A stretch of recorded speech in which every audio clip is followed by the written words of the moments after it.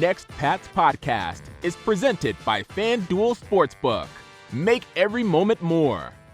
What's up, everybody? Welcome into the Next Pats podcast. I'm Phil Perry. We've got Doc Flynn on this week's podcast at Doc Flynn NFL on Twitter, Dr. Jessica Flynn. You know her from her work with us at NBC Sports Boston, Boston Sports Journal as well, 33rd team now, and she does such phenomenal work when it comes to giving us insight on what's happening on the field with all these injuries that we see week after week after week. And we wanted to have her on Next Pats here this week to talk about a player who is getting a lot of attention right now, and rightfully so, in Michael Penix Jr.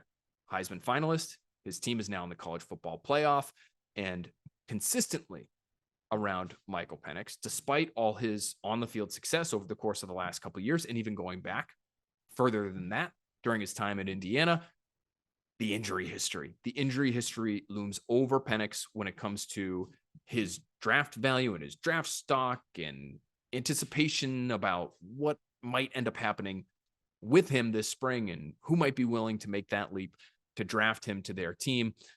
I find it to be a really interesting discussion because I think the injury portion of his history says a lot about who he is as a player. And it's really, again, in my opinion, one of the reasons why you might be interested in him as a player and specifically interested in his makeup. Are there physical concerns? Of course there are, but not every player has been through what Michael Penix Jr. has been through. He's come out the other side and he's seen all kinds of success. That's the kind of thing you want in your locker room. That's the kind of person you want in your organization. But again, there are these physical concerns as well. And so great to get Jess Flynn on with us to talk about the kind of context that we should have at our disposal as we continue to discuss Michael Penix Jr. and on this podcast in particular, his potential fit with the New England Patriots. Before we get to that discussion, guys, the Patriots are right now sitting at the number 2 overall pick in the 2024 draft. That's good news for New England. Not great for the Kraft family, not great for Patriots fans that they're at 2-10, but when you get past that and you understand what 2-10 means, and you look at the top of this year's draft class and you see Caleb Williams from USC and you see Drake May from UNC, and you say to yourself, I could see a nice future with one of these two guys, and sitting at number 2, you'll have your opportunity to draft one of those two. In my opinion, it should be Drake May. Right now, he is Herbert 2.0. And after just watching Justin Herbert put up only 6 points at Gillette Stadium, you may be saying to yourself, well, what good is that?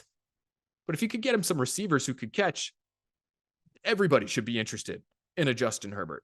Going into last weekend, he was 8th in the NFL in quarterback rating. He was 5th in ESPN's QBR metric. He was 9th in Pro Football Focus grade. Rookie of the Year, Pro Bowler in 2021.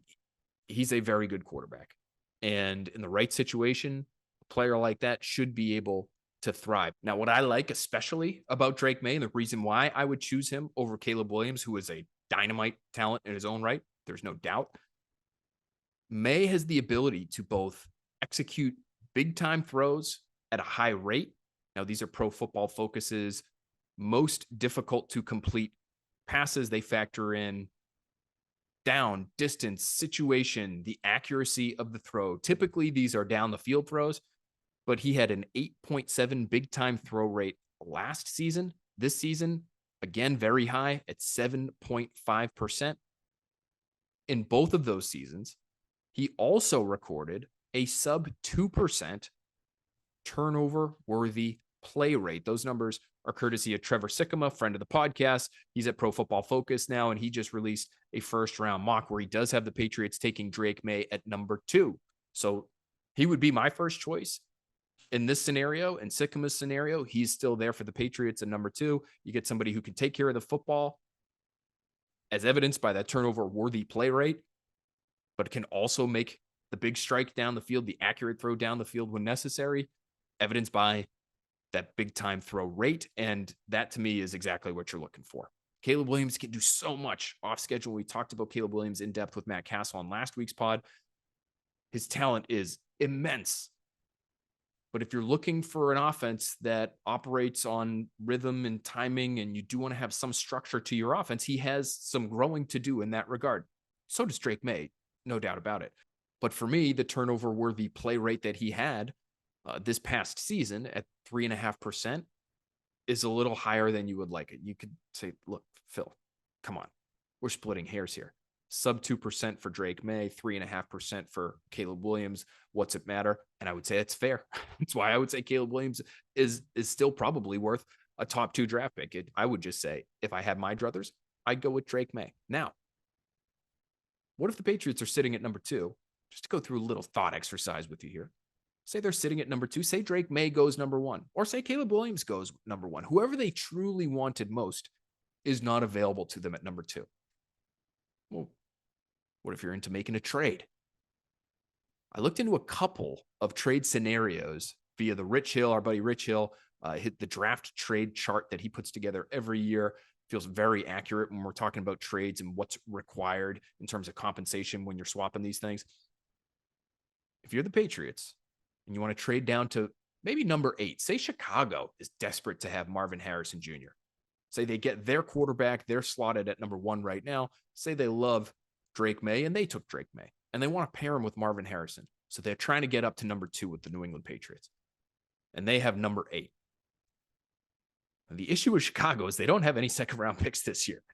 Now, you might be able to get 2 future firsts from Chicago to help make up the difference there between number 2 and number 8, and that would help keep your stockpile of picks piled high for a long time.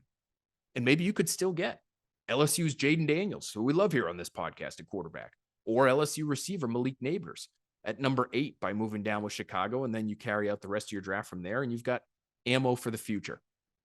Or maybe you could go down one more spot, not to 8, but to 9, to Tampa Bay, who's going to be looking for a quarterback. Maybe they want Caleb Williams or Drake May. And you could get Tampa's 2nd, their 3rd, and a future 1. That looks like it adds up to me on the trade chart. So go from 2 to 9 for a 2, a 3, and a future 1. Not a bad haul. Or maybe you trade down with Arizona. You give up number 2 and number 66, which is the top of the 3rd round for the Patriots. You get number 3 and number 19. So you end up with 2 first-round picks just by moving down 1 spot in the 1st round and giving up a high-end 3rd. Okay, so now you're at number 3. Maybe you get Marvin Harrison Jr. And at number 19, you take Michigan's J.J. McCarthy, another quarterback in the college football playoff. Or you get a tackle, Georgia's Amarius Mims, just a behemoth of an individual. There's another tackle out of Oklahoma, Tyler Guyton, looks like a 1st-round pick. You know, that's the option you could try to carry out if you want to trade down. You get your receiver and your tackle in the 1st round. Then maybe in the 2nd round, you take somebody like Michael Penix. Or you could maybe even just sit at number 2, take Marvin Harrison Jr., and then with your 2nd-round pick, go ahead and take Pennix. This is a guy who looks like he's not going to be a day 1 pick, even if, you know, some of our favorite analysts out there, Mike Renner, I believe, just a few weeks ago, had Pennix as his number 3 quarterback in this year's class. And he sort of looked past the injuries. He said, you know, how many quarterbacks careers have really been ended due to knee injury? You know, generally speaking, those guys they're doing their work with their arms. And so he was okay putting him at number 3. I don't know if he'd have him as a 1st-round pick, though. Dane Brugler, when he ranked players back in the early part of November, he did not have Pennix in his top 50. So you're talking about a 2nd, maybe even a 3rd-round pick. And the reason why, I would imagine, is because of the injury history. And let's just go over it very quickly before we welcome in Doc Flynn. So as a true freshman, tears his right ACL. Redshirt freshman, he dislocates his SC joint in his right shoulder. So his non-throwing shoulder leads to surgery in November of 2019. The next year, the COVID year, he tears his right ACL again. It's his lead leg as a left-handed quarterback. Now by 2021, he's had 3 season-ending injuries, and he's starting to really feel the impact of all the lost time and all the pain, I'm sure, that he's endured to that point. And he ends up telling the Pac-12 network later that in 2021, there'd be times, he says, and this is a quote to the Pac-12 network, There were times when I'd wake up the day of the game and I'd wait until my roommate leaves and I'd just lie on the floor and I'd just cry to God, just praying that he'd protect me that day because I knew where my head was at the time. And it wasn't truly fresh. And he added, there were, quote, a lot of tears. Now in 2021, he was not, he's admitted since, medically cleared to play by the physician who did the procedure on his second ACL tear. A few weeks later, after coming back, the knee responds okay, but a few weeks later, he has an AC separation in his left shoulder, his throwing shoulder. Surgery was not deemed necessary at the time, but it did end his season. So 4 consecutive seasons, 4 injuries, 2 to the same ACL, his right ACL, 2 shoulder injuries on either shoulder. Since then, however, and this is part of the reason I think you have to love Michael Penix, aside from the ridiculous accuracy he displays at times. And no, it hasn't been perfect of late when it comes to the Pac-12 championship game against Oregon, although there are some highlight throws in there as well. And we'll see how he performs in the college football playoff. But the guy has lit it up over the course of the last 2 years, and especially this year. They win the Pac-12 championship. He throws for 4,218 yards and 33 touchdowns versus 9 picks. He has 3 rushing touchdowns. Again, he's a Heisman finalist. He's the only Heisman finalist in the college football playoff. It's, to me, one of the reasons why, if you're using a second or third round pick on a quarterback, or you might want to, this would be the guy to look at. So without further ado, let's get into the injury portion of the conversation and just how concerning it might be to an NFL team, to one of Pennix's future employers, that he's dealt with the injury history that he has, why those particular injuries are troublesome, what they may lead to down the line, how severely they may impact his career. For answers to those questions and more, let's bring in our friend, Doc Flynn.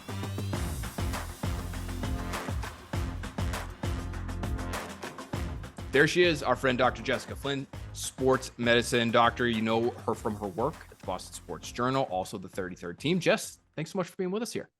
Yeah, it's great to see you, Phil. Thanks for having me. It's a little bit of a strange time for those of us covering the Patriots, where we are so already entrenched in draft coverage that we want to have someone like you on to tell us about someone's knees. Okay, that's just where we're at with the Patriots season, and they're 2-10, and that's okay. We're accepting of that fact, and we're thrilled to have you. And with Michael Penix Jr. from Washington, especially this week, he gets named a Heisman finalist. Team makes the college football playoff. I wanted to get you on and just hear some of your thoughts about him and some of the stuff that he's had to deal with. He's had some shoulder issues. He's had knee issues. And can we just knock out the shoulder stuff first? And I can just ask you about the shoulder stuff and just see if that's a real issue. So he had I'm going to try to pronounce this, sternoclavicular. That's great. Can you spell it? No, I'm just kidding. That was just off the top of my head. I'm not looking right at it. Dislocated SC joint in his right shoulder. That's his non-throwing shoulder. I assume that's not a huge deal. Then he had an AC separation in his throwing shoulder, his left shoulder, in 2021. Either of those long-term concerns if you're a potential employer of his? Yeah, I mean, the sternoclavicular joint injury, it's an emergency when it happens because there's a lot of important blood vessels and things like that behind that joint. But once the athlete recovers, particularly in a quarterback in the non-throwing hand, much less of a concern. Even if there's a little bit of instability afterwards, much less of a concern. The AC joint injury, I mean, we've seen how many quarterbacks go out with this injury just this season alone, right? Anthony Richardson, had a pretty high grade injury. It's a little bit more of a concern, but the fact that he's able to throw after that injury is much more reassuring.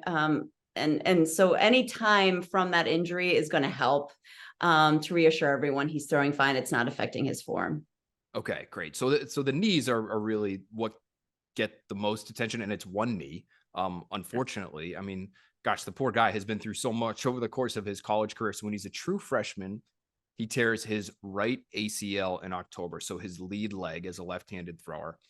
And then in 2020, he tears the ACL again. It's the right knee again during the COVID season where he's having this unbelievable year. They beat Penn State. They beat Michigan. He's lighting it up. And then he comes back in 2021, and he has since acknowledged that he wasn't truly medically cleared to play, I guess, by the surgeon who did the procedure. and then he ends up hurting his shoulder a few weeks later and his season is over. How much of a concern is this to have? How rare is it? Is it a major red flag right off the bat for you? This is a tough conversation to have, right? These are there are many things that you evaluate when you evaluate a quarterback, and injury is just one of them. And you have to decide kind of what your risk tolerance is for a lot of things. It's not just their health, it's, how they are off the field, it's their character and their leadership in the locker room. There's a lot of factors. And so, but the reality is the combine happens so that they can get medicals on these guys, so that they can evaluate them and see how they move and look at their MRIs and all that. So the knee issues are concerning, unfortunately, for him. When one ACL happens, that's a pretty common injury. But when you start to see a second, there are a few different concerns. One is he just at risk for having these really high level injuries in general? There really hasn't been found any kind of gene or anything that associates Achilles, ACL tears, but a lot of researchers think there is something that links them. And we do tend to see these things happen sort of in groups in professional athletes. So that's kind of number one. But number two, what you're alluding to is more just that damage, that added damage to that one knee. And so I think the important thing for him is knowing, is this knee stable? It's been reconstructed multiple times. So you're going to want the team to really get a good examination of him. Obviously, they're going to want to see imaging. And then the second issue is, okay, now he's had 2 injuries. We know even one ACL injury can lead to some arthritis. So is there something degenerative going on already in this pretty young quarterback at the start of his career? So those are the 2 big red flags. So when it comes to the stability part of it, Jess, what do you think, I guess, just for the layperson, how would that impact a quarterback? When you're talking about stability, I mean, he obviously, we're watching him play. He can run a little bit, but what kinds of movements, I guess, would maybe make it unstable, or where that instability would manifest itself? Yeah, it's that quick change of direction, that movement in the pocket under pressure. It's just, obviously it happens at the collegiate level, but it's just ramped up even more because he's thinking much more quickly. He has to process much more quickly in the NFL. So if he's doing all of that, allowing his body to kind of move in space quickly in the pocket or outside the pocket, that's when he would be at biggest risk. And you would see either that he could re-injure himself or a decreased production and performance, being able to make those quick movements. Okay, and before I ask you about the cartilage portion of the conversation here, I do want to acknowledge you did a phenomenal breakdown. This is a couple years ago now, but of Davis Mills, who had 2 ACL injuries. Again, he's a right-handed thrower, but to his lead leg. And for the 33rd team, you went through some of the concerns that a team might have. And so when you were breaking down Davis Mills's situation, you had a great drawing that you might say is relatively rudimentary. I would say incredible detail, incredibly insightful. But tell us what we need to know, I guess, before we really even start to wonder whether or not Michael Penix might be dealing with some of this cartilage damage that could result from the injuries that he's sustained. Well, apparently my 3rd grade art teacher would be really proud of me for the skills I picked up in 3 colors, right? But no, so if you look at this image, you could see the thigh bone, the shin bone, and the kneecaps kind of right in front of that. And then what I'm really trying to illustrate there are 2 major kinds of cartilage in the knee. What you can see on this drawing is you can see the thigh bone, which is the femur, the shin bone, the tibia. And then really what I'm trying to illustrate in color here are the 2 types of cartilage in the knee. Okay, the first is the articular cartilage, and that's the blue that you see. And it's kind of like a thick layer of shiny lacquer paint that coats the bones. When you start to wear away at that, that's called osteoarthritis. The second type of cartilage in that knee is those little pink, they're like little silicone discs, and that's the medial and lateral meniscus. You have 2 of those discs in your knee, and they provide stability, but they also, you can see they kind of space the joint out a little bit. And when you have an ACL tear, 2 things happen. Number one, at the time of the injury, there's often an injury to that blue and pink cartilage. So you get kind of bruising of the bone, you can get injury to that articular cartilage, but you also can tear the meniscus. We hear that a lot in NFL athletes. And so the surgery is done to reconstruct the ligament and to make the knee stable again. Sometimes they can go in and repair that meniscus tear and sort of maintain that nice spacer, but sometimes they unfortunately have to shave that out. And so you can deal with both issues with the meniscus after ACL tears, but also if that space gets smaller because you've had to remove some of that meniscus, you can deal with earlier arthritis. And most of these athletes by 10 years after their surgery do have signs of wear and tear or thinning of that blue cartilage or osteoarthritis. And you do have an image. Now, would this be an X-ray image, Jess, or is this an Yes. MRI image? Okay, so an X-ray image where the tibia and the femur, it looks like are fairly close together. And is that, I mean, again, for the layperson, is that what athletes are talking about when they say bone on bone? You know, we've heard Julian Edelman say that about his own knees before. Is that essentially what he's referring to? Yes, unfortunately. So eventually what happens is that shiny lacquer coating, that articular cartilage will wear away over time. And then it becomes kind of rough as it wears away. It's like sandpaper and it starts shredding and tearing the meniscus. So you see that whole compartment just start to become more narrow once you stand the patient up or the athlete up and actually get an X-ray like that, where you see that joint space is completely lost. And once that happens, is it possible to play? I mean, is this the kind of thing that, you know, you mentioned it's not all that uncommon for players to deal with certain, I'm sure, levels of this. But for somebody like Michael Penix, 2 ACL injuries, maybe this has started to some degree already. Is this something that he would be able to play through at that position, especially? You know, I think he's more of a pocket passer than somebody like Jaden Daniels, who we'll talk about during the pre-draft process, and some others who maybe run around a little bit more. Can you play through it? Is it the kind of thing you could use some pain medication for and gut it out? Or is this career ending type of stuff potentially?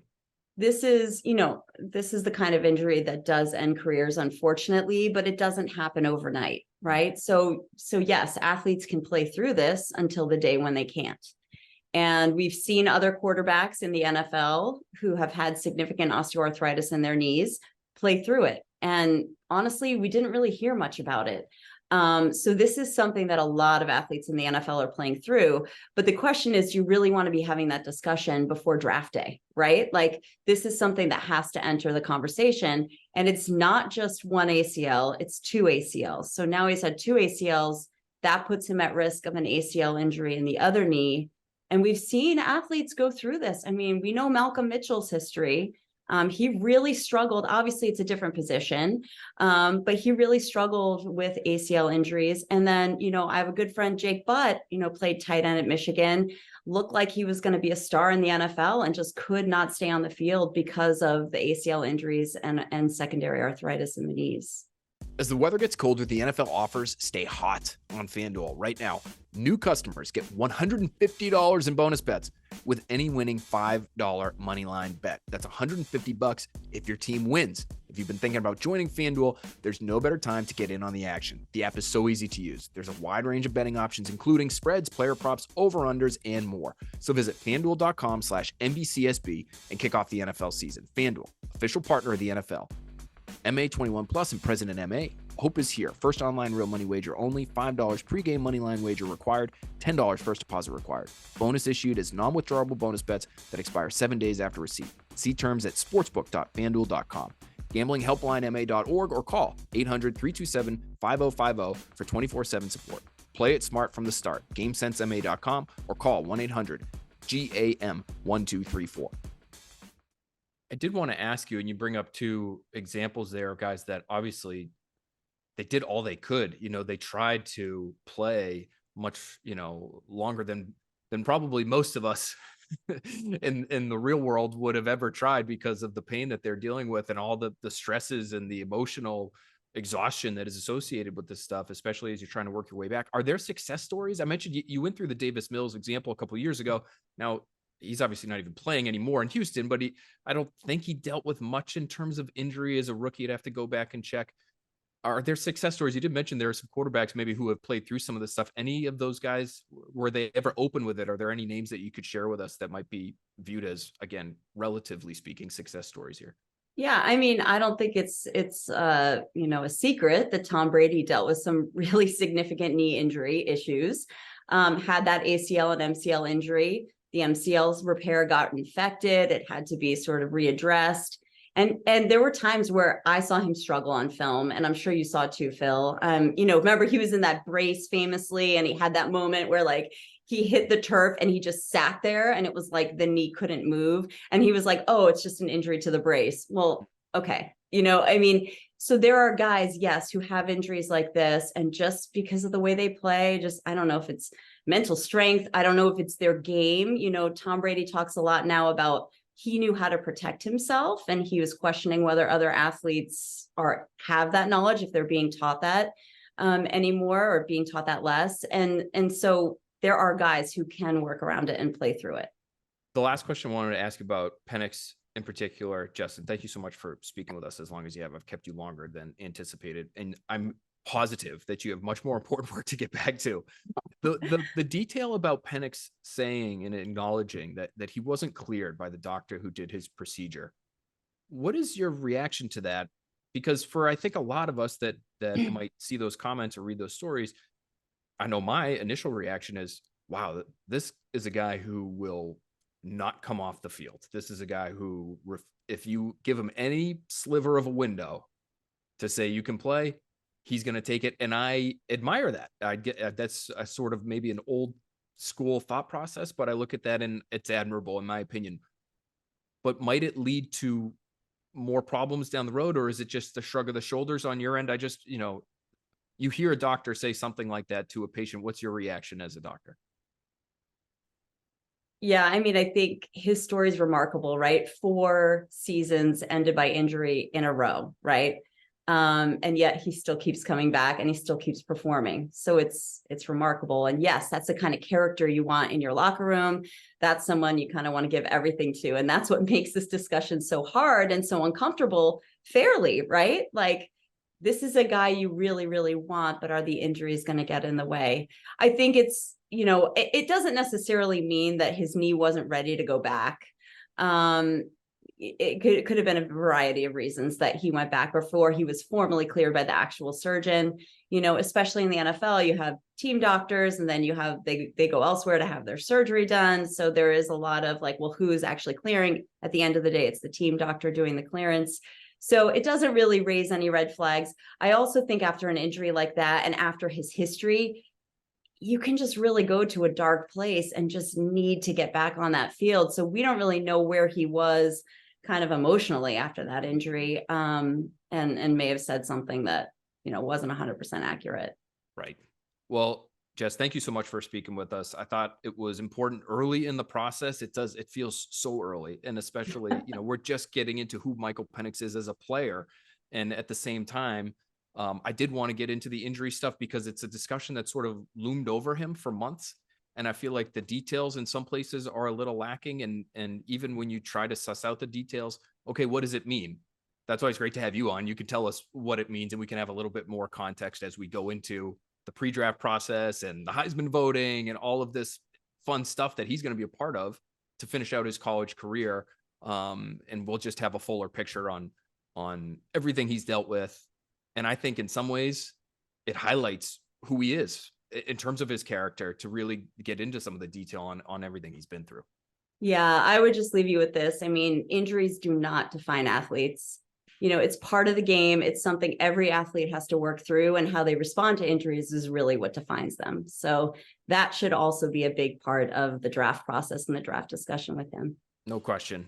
Well, Jess, thank you so much for being with us. You're the best. At Doc Flynn NFL on Twitter. You can see all our great work there. We'll talk to you soon, hopefully, my friend. Thanks, Phil. Great stuff there from Doc Flynn. And she's right. These are uncomfortable conversations to have because we're talking about an NFL player's future. And we're talking about a player who has been through a lot physically, emotionally, I'm sure spiritually.